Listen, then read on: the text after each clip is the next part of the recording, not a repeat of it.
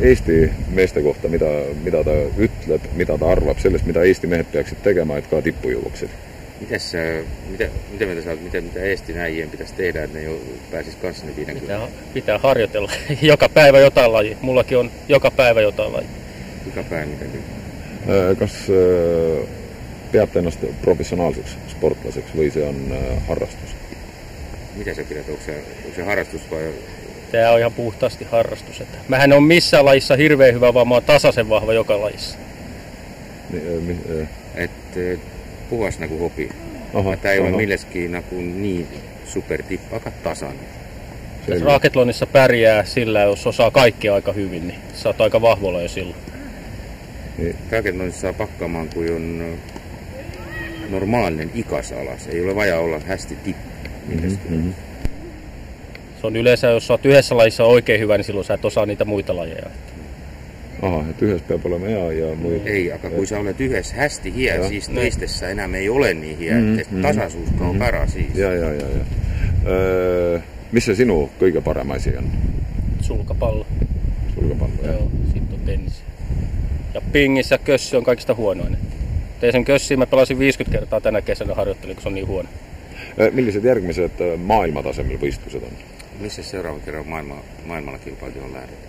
Taitaa olla Göteborgissa, mutta en taida mennä sinne kyllä tänä vuonna. Göteborgissa, joka tämä arvovetä ei lähes. Miksi? No se maksaa tietenkin aina mennä. Ja, eikä siellä ylimmässä luokassa pärjää näillä taidolla, että pitäisi olla vielä parempi.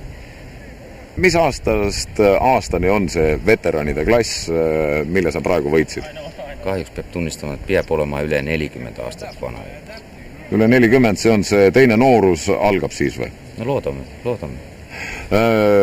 On see hea füüsiline koormus, need 4 mängu? On. 9 tuntia iga päev, no se on ikka vanalle miehelle juba väga palju. Milline sinu see trumpala on või kõige tugevam ala? No vist siukest ei olegi, aga ma arvan, et ma olen tasane, et natukene oskaan iga ala, et siis saab hakkama.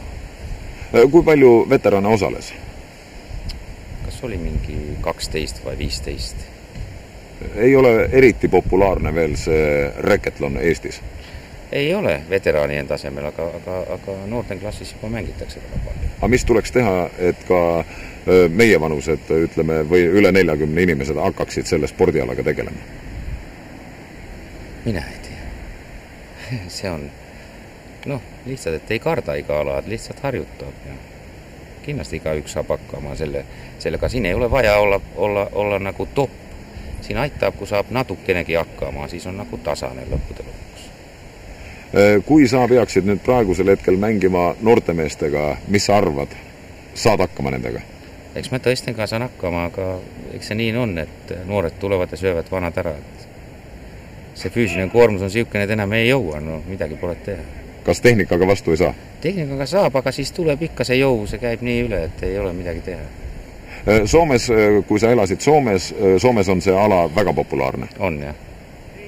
Kui palju inimesi võib tegelda seal sellega? Ma arvan mingi 2500. Ja Eestis praegu vastu panna? Kas 100 inimest. Nii et arenguruumi siin eestlastel on küllaga? On.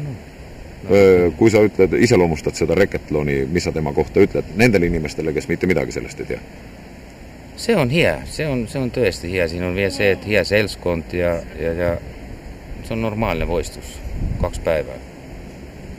Harrastaja tasemel väga hea? Jah, täpselt nii. Aitäh! Mitu naist osales naiste turniiril? Minu meelest oli 6. Palju üldse Eestis naisi mängib Racathloni?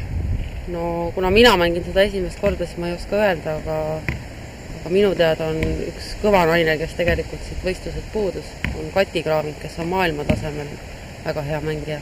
Te mängisite esimest korda ja te võitsite turniiri. Mis on sellisel juhul teie see trumpala või on kõik? No ma olen kõike niimoodi oma lõpuks mänginud, aga põhialana ma ei ole ühtegi harrastanud. Kuidas te iseloomustate seda Racathloni? Mulle meeldib. See on nagu mitmekülgne selles mõttes, et siin ei löö nagu läbi, kui sa oled näiteks hea ainult ühel alal. Peab oskama kõike 4 raketit käes hoida. Või vähemalt 2-3, et siis nagu on võimalus. Mis alad on üldse? Aga mis alaga te varem olete tegelenud? Võrkpalliga. nii et mitte ühegi reketjalaga. Ja nüüd tuli võit, jääte te selle mängu juurde? Noh, kui võimalust on, kui kalender ei kattu, siis kindlasti. Et kui satub võrkpallivõistlustega ühte aega, siis ilmselt mitte.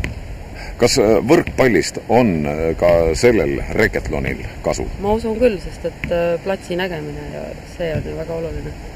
Igal juhul edu see teile tänasel päeval tõi, kui on võimalus, mängite edasi. Kas on siht silmade ees ka näiteks maailmameistrivõistlustele kunagi välja jõuda? Noh, ei tea, ei ole nii kaugele mõelnud. Aga järgmine aasta vähemalt või Eesti meister ära võtta, kui hakkavad meistrivõistlused toimuma reketlonis?